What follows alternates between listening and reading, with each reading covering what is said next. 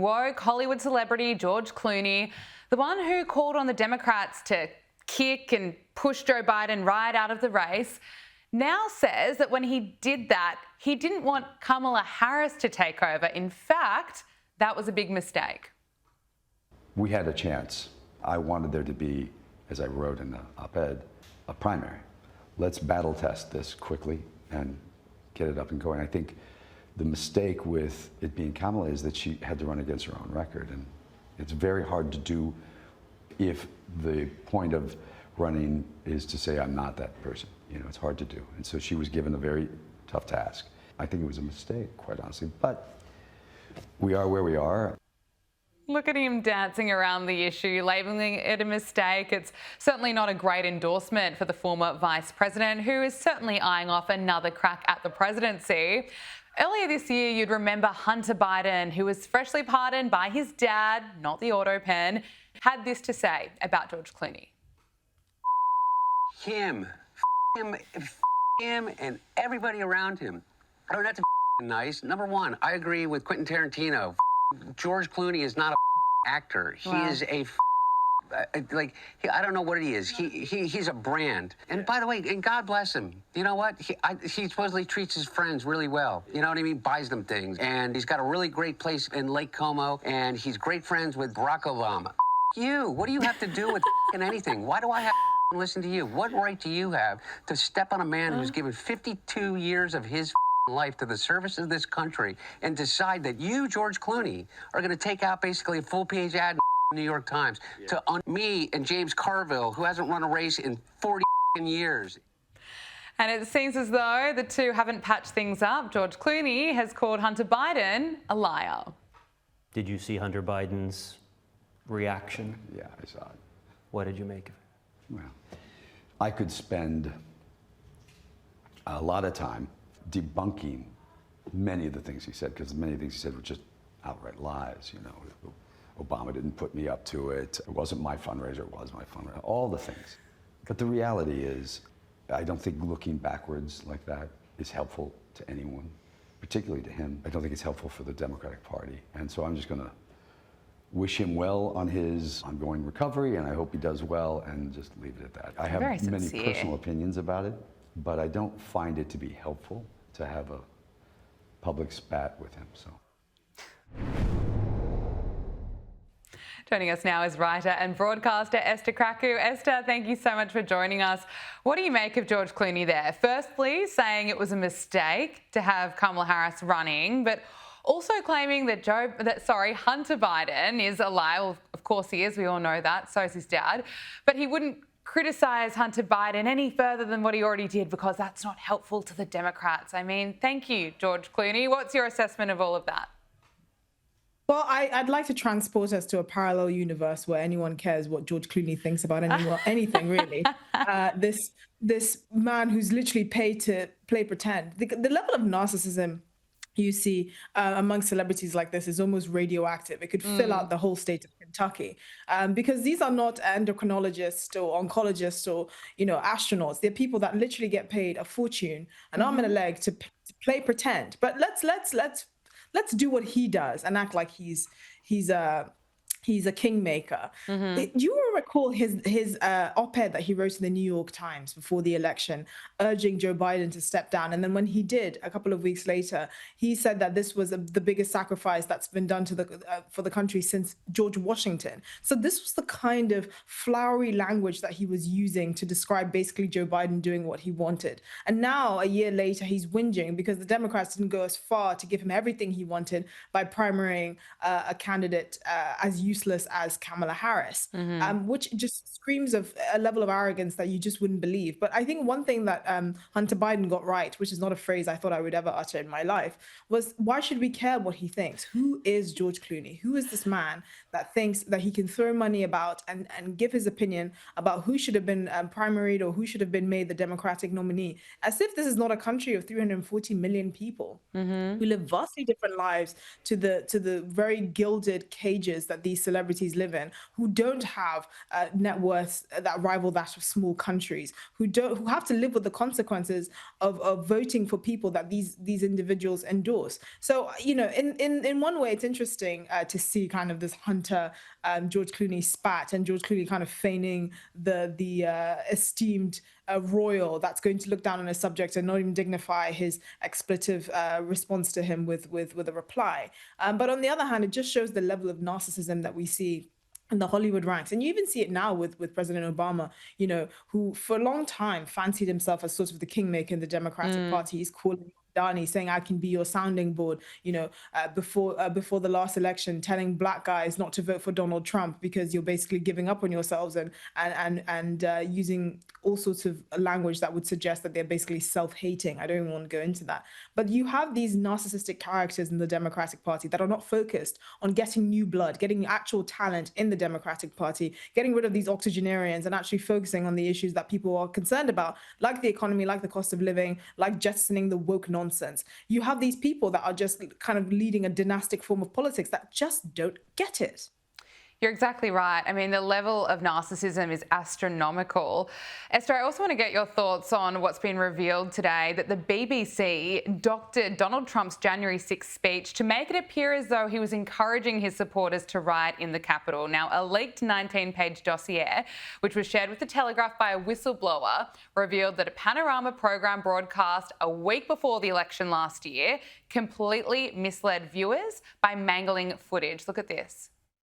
We're going to walk down to the Capitol, and I'll be there with you, and we fight. We fight like hell. We're going to walk down to the Capitol, and we're going to cheer on our brave senators and congressmen and women. So Panorama, which broadcast its Trump a Second Chance program on October 28 last year, also showed flag-waving men marching on the Capitol directly after Donald Trump spoke. And the dossier found that by mangling footage from the start of Trump's speech with a segment from nearly an hour later, Panorama had made Trump say things he never actually said to make it appear as though he was encouraging riots. Now, this has led to the resignation of one controller at BBC. Donald Trump Jr. has posted about this, blasting the BBC, calling it fake news, saying that the fake news reporters in the UK are just as dishonest as the ones here in America. Esther, it's absolutely shocking, but it doesn't surprise me. Can I get your reaction?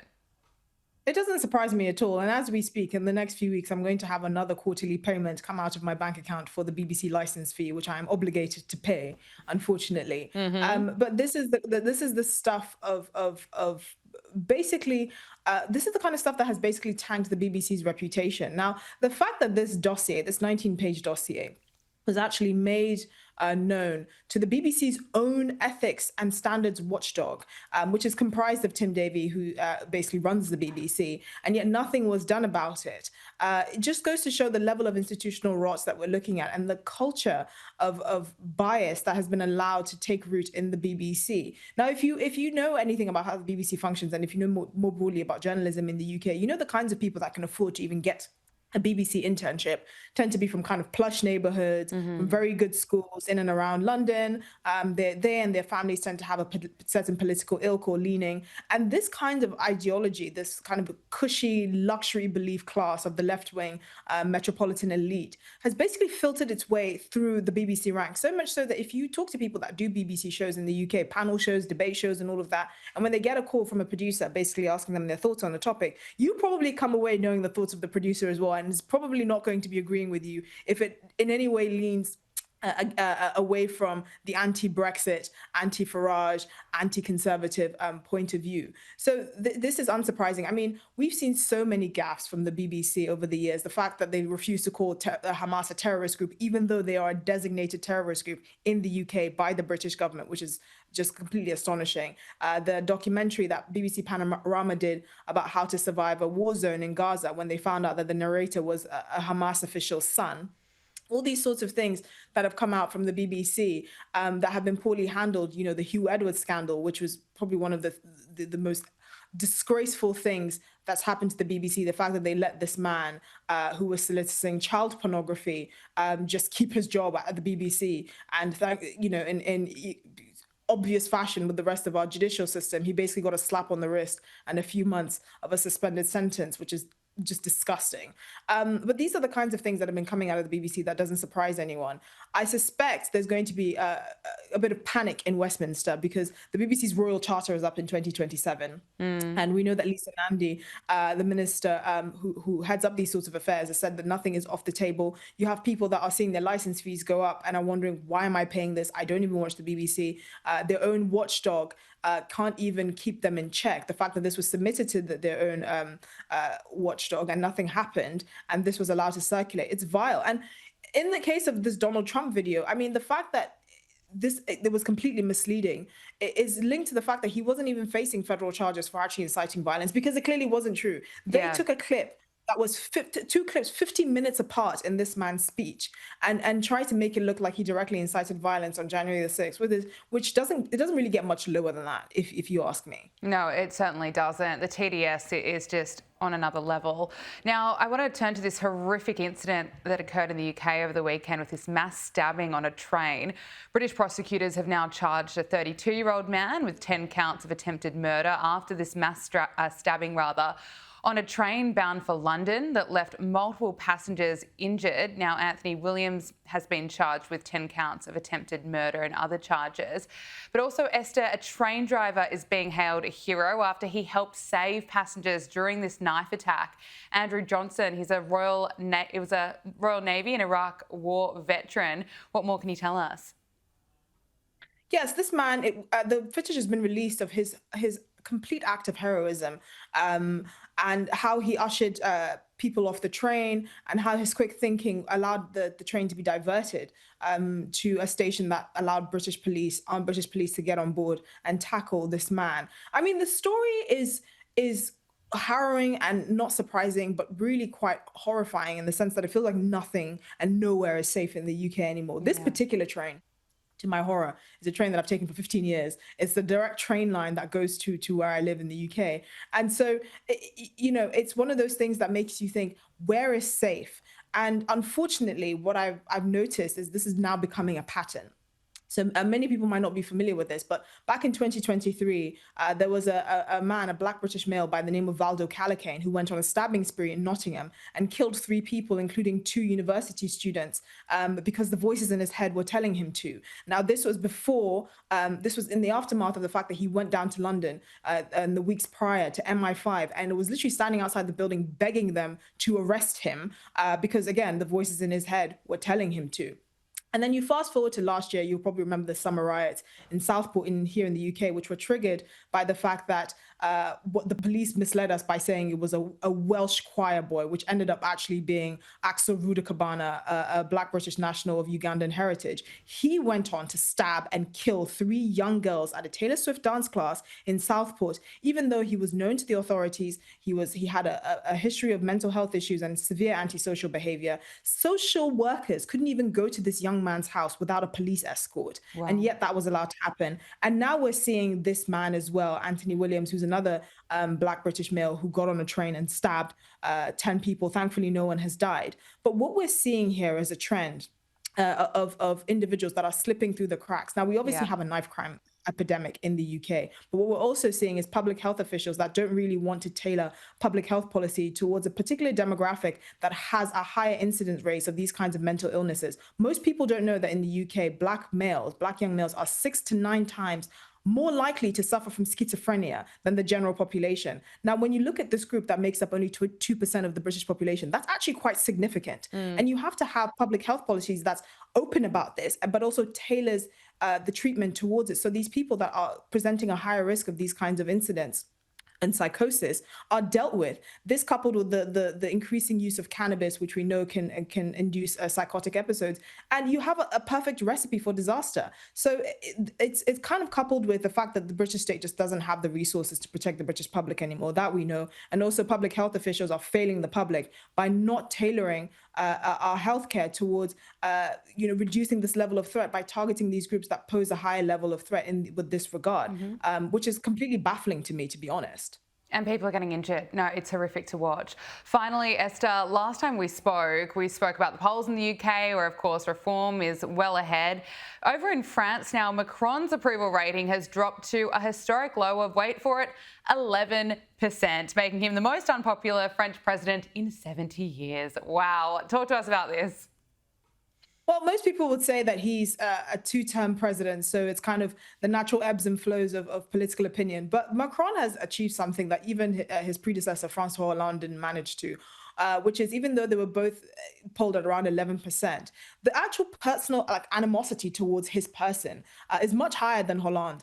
People don't just disagree with Macron's policies or his work as president. They dislike him deeply as a person. And contrary to popular belief, this doesn't have anything to do with the fact that there is this campaign trying to establish that his wife is indeed a man, which she is not. He's just a deeply unpopular president because well, one of the most recent reasons is because of the snap election he called last year, which has basically left France rudderless, without leadership and without a budget. And in many Frenchmen opinion, this has made France a laughingstock. You know, the country is completely gridlocked. Nothing is happening. I mean, the only silver lining that Macron can say is that at least his popularity ratings, while still not great, are not as bad as Keir Starmer's, who's hovering somewhere around, wait for it, -40. Wow, it doesn't get much worse than that. Esther Krakue, thank you so much for your time. Great to speak with you. Thank you.